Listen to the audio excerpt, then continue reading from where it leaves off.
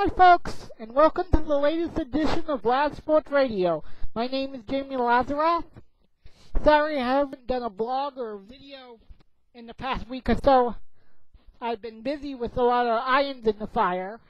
And on that note, I've got a part-time job being the voice of some advertising for 1350 Radio WINY in Putnam, Connecticut, so that's good news.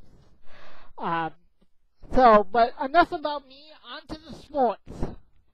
This week's major news story is that the NCAA men's basketball tournament is expanding to 68 teams.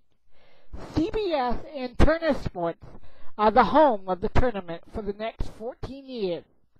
The interesting part of the deal is that starting in 2016, the Final Four will be on cable. The good news for basketball fans is that all tournament games will now be on national television.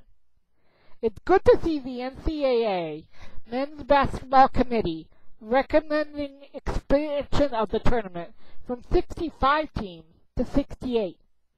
Like I said before, 96 teams would be too much. ESPN was also in the running for the rights to March Madness, but CBS Turner bid was much higher. Is this a sign that ESPN is going after the Olympics? We will see. There's some sad news to report this week as former International Olympic Committee President Juan Antonio Samaranch died last week. Mr. Samaranch was the IOC's top man from 1980 to 2001. After boycotts at the 1980 Summer Olympics in Moscow and 84 in Los Angeles, Mr. Samaranch made the Olympics into the global event it is today. I have talked before about how I think the NFL Draft is one of the most overhyped events in all of sports. The draft is not an exact science. Nobody knows how these college athletes are going to perform on the pro level.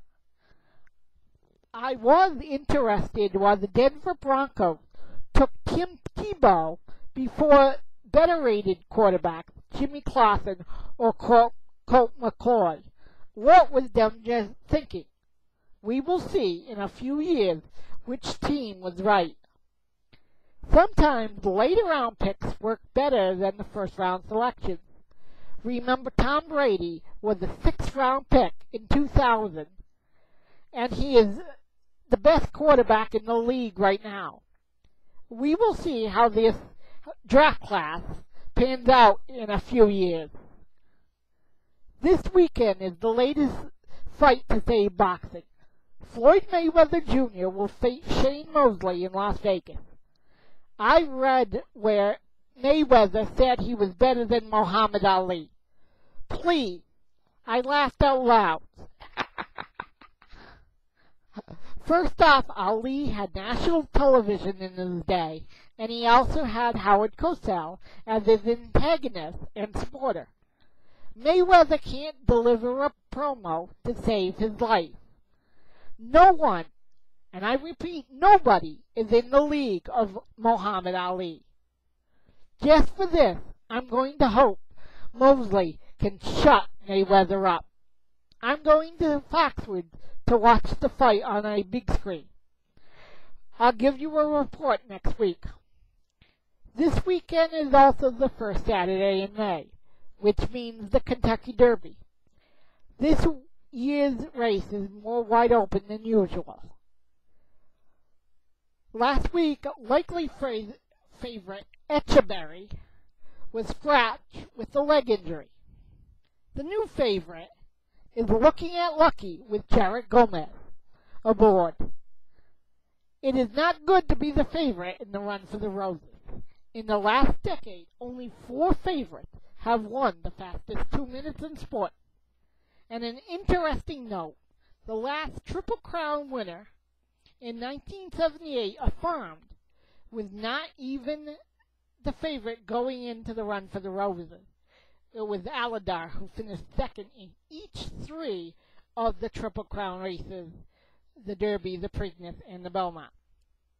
We will see post time at 6:24 on NBC Sports. One final note. On April 17th, one of my crazy relatives competed in the Infernal Pentathlon race at Tuckerman's Ravine, which is on the eastern slope of Mount Washington in New Hampshire. The race consists of a 8.3 run, kayak for 6.2 miles, bike for 18.2 miles, then hike for 3 miles before the final member of the team hikes up to the top of the ravine and skis down. Their team name was 6 of one, half a dozen of the other. My cousin David did the kayak. Our friend Alex did the run. His father Len did the hike. Our vacation friend Bruce did the ski, and their friend Kelly did the bike. Congratulations to all. I know I couldn't do it. You go, guys and girls. This year, my cousin Carly is doing her triathlon in Webster again, with my Aunt Ann and my soccer coach Jerry also competing. I will be there cheering them on and reporting back. Have a good day. This is Jamie Lazareff reporting.